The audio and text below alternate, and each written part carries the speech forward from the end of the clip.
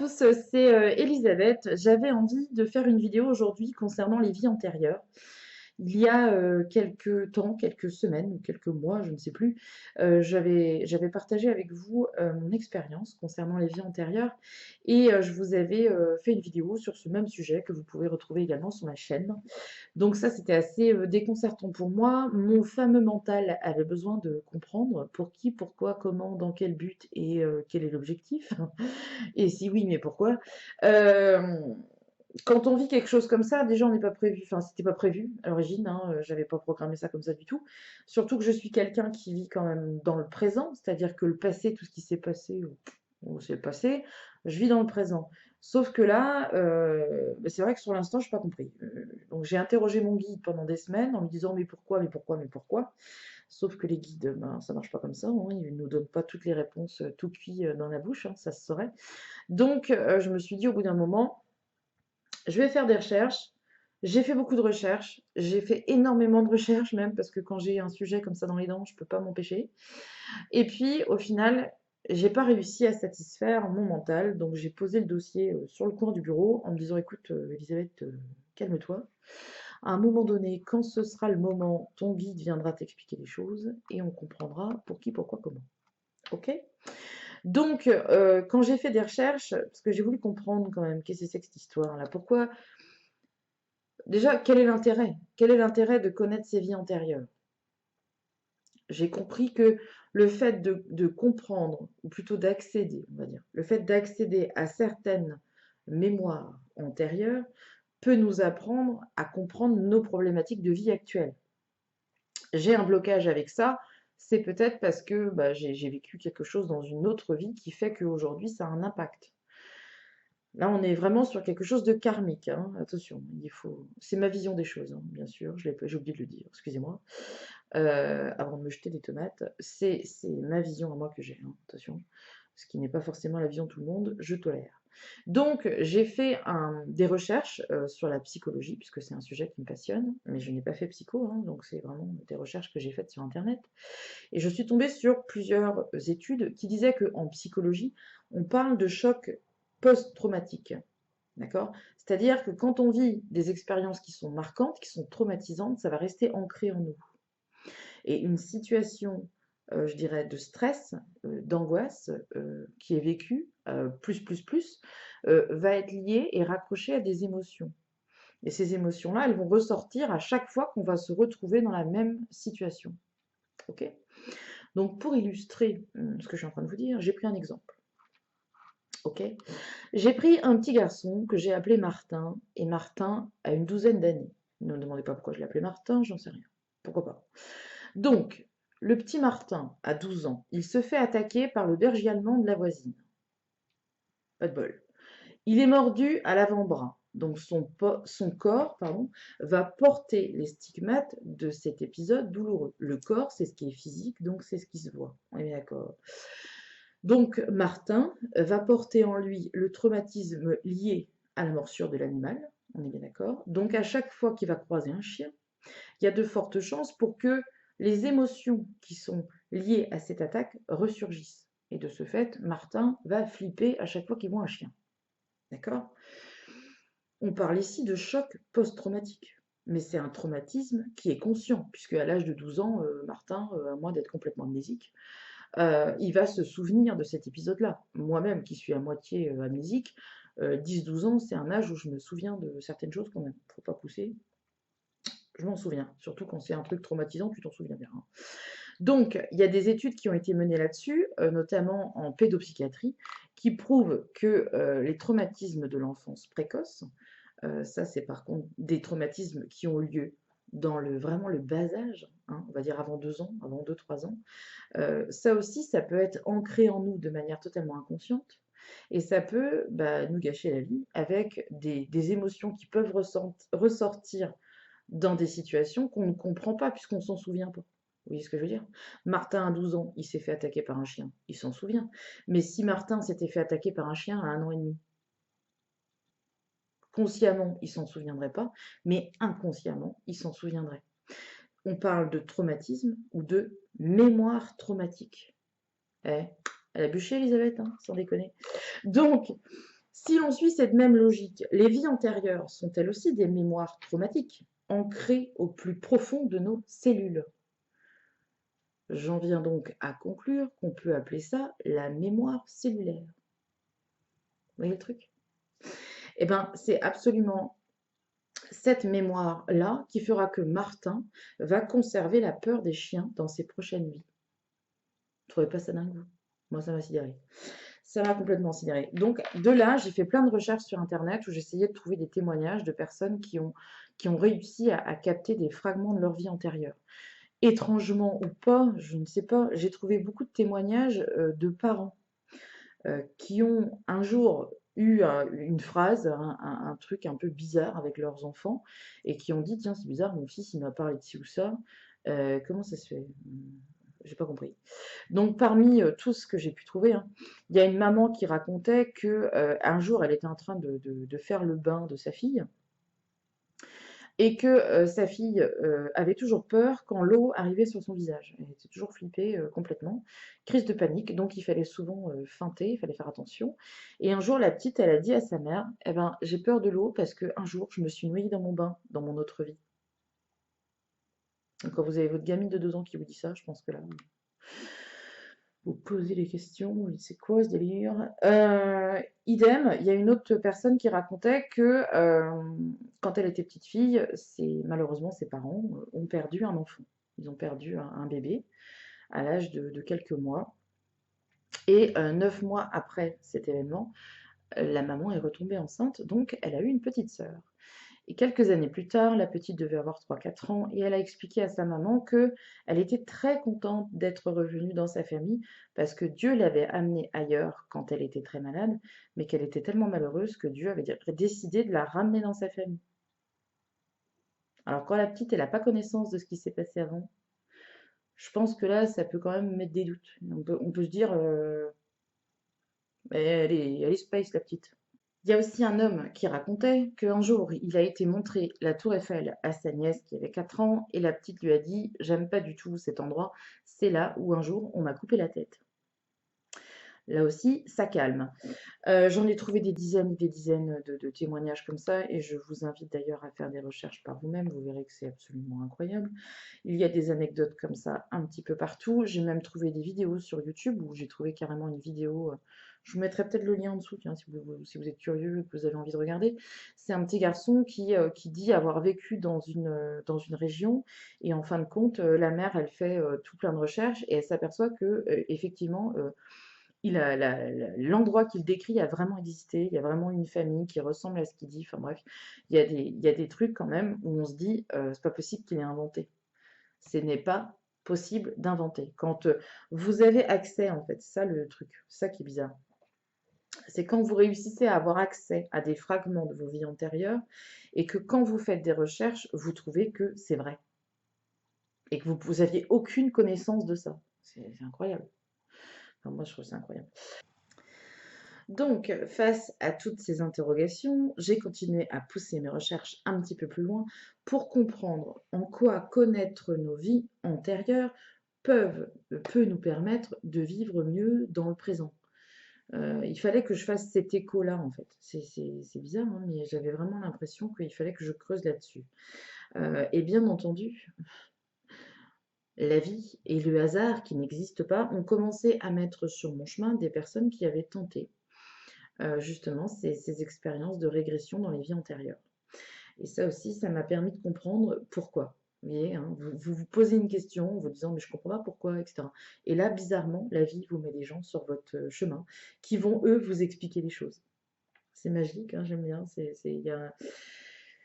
Voilà, si tu demandes et tu as. C'est formidable. Et donc, ces personnes-là, elles m'ont raconté qu'elles sont toutes revenues de ces expériences-là complètement chamboulées, euh, complètement transformées, parce que je pense que c'est vraiment quelque chose d'intense, hein, pour le coup. Hein, c'est pas quelque chose qu'il faut faire à la légère. Je pense que c'est vraiment un acte réfléchi. Il faut être prêt à entendre. Il faut être prêt à recevoir toutes les informations qu'on va nous donner parce que c'est pas forcément du tout ce que vous avez envie d'entendre. Là, pour le coup, l'ego, il risque d'être très déçu par la consultation. Moi, bizarrement, pendant très longtemps, quand on me parlait de vie antérieure, je me disais, mais si ça se trouve, c'est une curiosité un peu personnelle où on a plaisir à s'imaginer avoir été Cléopâtre. Pourquoi pas? Ben, tu vois, tant qu'à choisir. Tant qu'à choisir quelqu'un qui était merveilleuse, je veux dire, dans une vie antérieure. On a rarement envie d'ailleurs d'apprendre qu'on a été un tueur en série ou un violeur d'enfants ou un truc comme ça. Je veux dire, on s'imagine toujours qu'on a eu le top du top, quoi. Donc c'est ça qui, je pense, peut être. Je pense que c'est ce côté-là qui peut être extrêmement traumatisant, pour le coup, si vous apprenez que vous avez eu une vie antérieure qui était franchement pas top.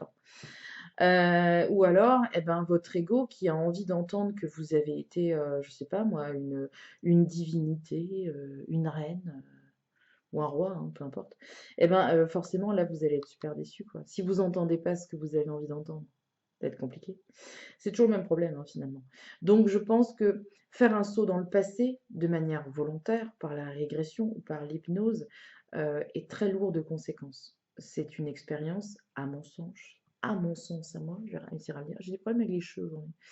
C'est, à mon sens, une expérience qui va changer à jamais votre vie et la perception du monde qui vous entoure. Donc, avant de s'engager dans ce genre de procédé, je vous conseille quand même de bien réfléchir. Réflexion, je dirais maturité, avant de vous dire voilà, je vais me lancer et puis voilà. Vous risquez d'être déçu. Si c'est pas fait pour les bonnes raisons, vous allez être déçu. Et là, bien sûr, vous êtes en train de vous dire, d'accord, Elisabeth, c'est cool, tu as fait des recherches, on est super content pour toi. Et donc maintenant,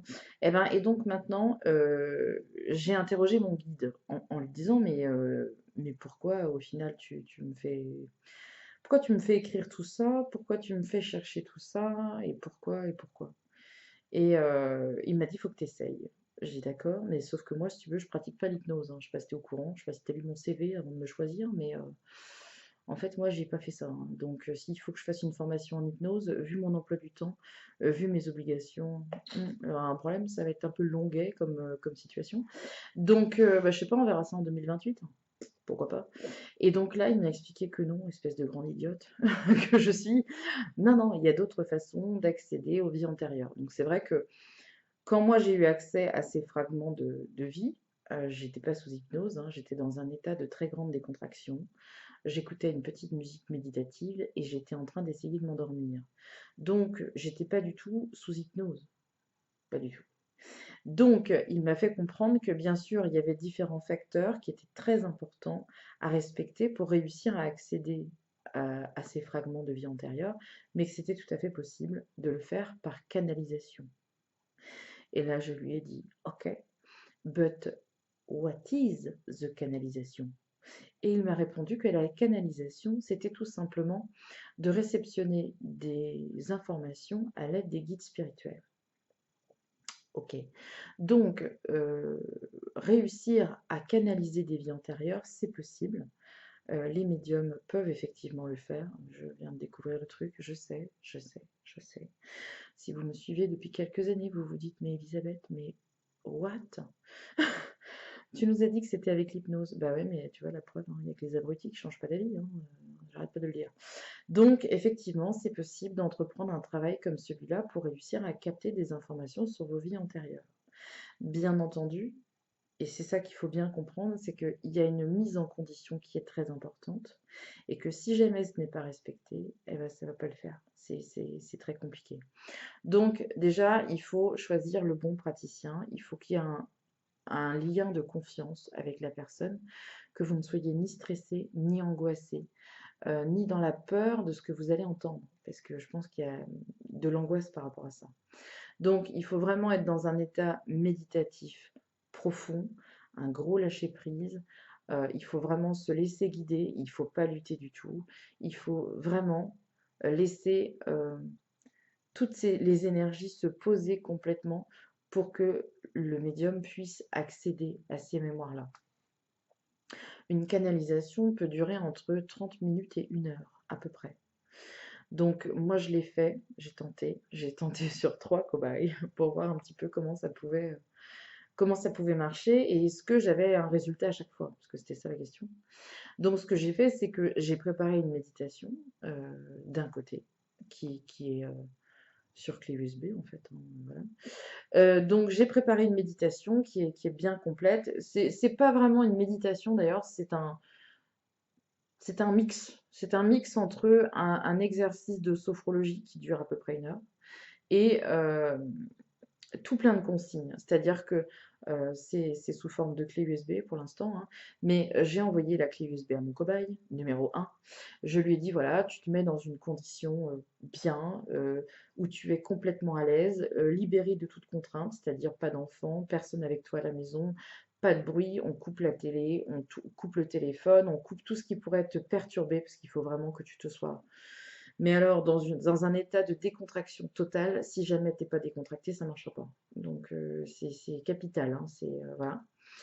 Et elle a écouté donc sa méditation de son côté pour être complètement aware, je dirais, et complètement déconnectée de tout ce qui se passe à côté. Et moi, de mon côté, j'étais en train de noter tout ce que mes guides et tout ce que son guide a pu me dire. Et puis ensuite, on s'est appelé à la fin de la séance, et on a échangé ensemble pendant 1 heure. Et je lui ai transmis oralement tout ce que j'ai pu ressentir pendant cette séance, tout ce qu'on m'a montré, surtout parce qu'on m'a montré énormément de choses. J'ai eu l'impression de sortir d'un film au cinéma, moi. Et puis ensuite, je lui ai fait un compte rendu écrit. Voilà. Et je lui ai dit surtout, sois objective, parce que je ne veux pas que tu me dises oui, ça a fonctionné, si tu as la sensation que ça n'a pas fonctionné, parce que le but, il n'est pas là. Et au final, ça a super bien fonctionné. Alors je me suis dit, ouais, mais attends, peut-être que c'est l'effet placebo, tu vois. Peut-être que la personne n'ose pas me dire, Elisabeth, ta séance, j'y crois pas une seconde. Donc pour moi, c'était bien, mais il fallait que je retente encore une fois. Sinon, ben, mon mental, là, peut-être que c'est mon mental à moi, du coup, qui n'est pas satisfait. Donc j'ai renouvelé 2 autres fois l'opération. Donc au final, j'ai tenté 3 fois. Donc j'ai fait 3 régressions, dont une qui a été particulièrement douloureuse.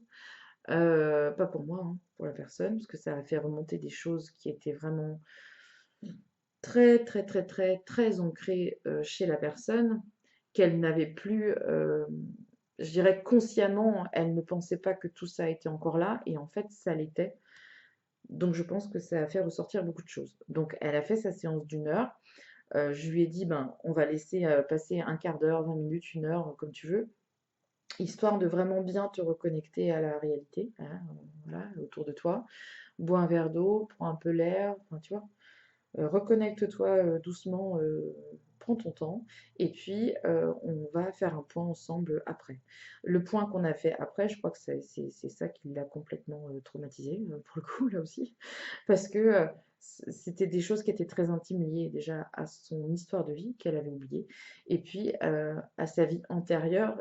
Donc voilà, je ne peux pas en dire plus parce que j'ai pas envie de trahir le secret de ma profession, mais ça a marché. Donc je me suis dit, bon, 3 fois, ok, est-ce que je teste encore 2 fois ou est-ce que je me lance? Donc j'ai décidé de me tester encore 2 fois. Donc je cherche encore 2 cobayes que je vais trouver, ne vous inquiétez pas, pour tester ma canalisation, pour voir comment ça peut vraiment aboutir à 100% ou est-ce qu'il y a des cas où des fois ça marche pas. Mais je me rends compte aussi que il faut trouver la bonne personne parce que c'est pas juste un exercice qu'on fait pour voir. En fait. C'est pas un exercice, bah tiens, je suis curieux, j'ai envie de voir, alors je le fais. Non, de toute façon, c'est clair que je ne prendrai pas en consultation des gens qui sont curieux et qui ont juste envie de tenter l'expérience pour voir. Non. Ce que je constate aussi, et ça mon guide avait vraiment bien insisté là-dessus, c'est que si jamais il y a du stress, si jamais il y a de l'anxiété, si jamais il y a de l'angoisse, si jamais les gens ont peur, ça va pas marcher, ça marchera pas, c'est pas la peine. C'est comme un poste de radio qui est brouillé. La seconde canalisation que j'ai faite, la personne, elle était un peu angoissée. Alors ça me faisait comme j'avais une image noire, une image noire, une image noire. Et, du coup, c'était tout coupé. Donc, à un moment donné, j'avais plus rien. Et puis, bah, vraiment, en se concentrant sur la méditation, je pense qu'elle a raccordé le fil, hop, et puis bah là, c'était bon. Je pouvais avoir des choses bien. Mais je pense qu'il faut faire la canalisation des vies antérieures pour de bonnes raisons. Si vous les faites pour les mauvaises raisons, vous serez super déçus. Donc, ça sert à rien. Pour moi, la canalisation des vies antérieures, elle s'adresse à vous. Si vous avez un blocage émotionnel, professionnel ou personnel dans votre vie, si vous ne parvenez pas à identifier la nature d'une relation, bah oui, parce qu'il y a des relations qui sont karmiques. C'est-à-dire que dans votre incarnation actuelle, vous allez rencontrer des gens que vous avez souvent l'impression que vous connaissez ou vous avez déjà vu, ou je sais pas, il y a un truc. Il y a de fortes chances pour que cette relation elle soit karmique, c'est-à-dire qu'elle soit antérieure. Donc, si vous avez des questions là-dessus, il n'y a pas de souci. Si vous souhaitez comprendre et identifier un lien karmique ou un lien transgénérationnel, vous pouvez aussi tenter l'expérience. Et puis, bien sûr, si vous avez envie de compléter votre expérience spirituelle et que vous pensez que ça va vous faire vraiment avancer dans le domaine spirituel, vous pouvez aussi tenter l'expérience. Par contre, si vous souhaitez vous lancer dans une canalisation parce que vous êtes super curieuse et que vous avez envie de savoir si vous étiez Cléopâtre ou Osiris dans une vie antérieure, ne le faites pas. C'est pas la peine. Vous allez être super déçu, c'est pas la peine. Donc si vous êtes curieux, ne le faites pas. Si vous avez envie d'être convaincu, ne le faites surtout pas. Et si vous avez envie de gonfler votre ego, clairement ne le faites pas. Ça c'est clair et net. Vous allez déception, c'est pas la peine. Donc voilà, c'est les petites conditions comme ça que j'ai envie d'explorer et que je vais me laisser explorer encore pendant quelques semaines, pendant quelques temps. Et c'est certainement des consultations que je proposerai à partir du mois de septembre. Donc, toutes les informations seront mises sur mon site en temps et en heure, dès que je serai opérationnelle de ce côté-là. Faites-moi part d'ailleurs de vos expériences, si vous aussi vous avez tenté une régression, si vous avez tenté d'avoir accès à vos vies antérieures par l'hypnose, pourquoi pas.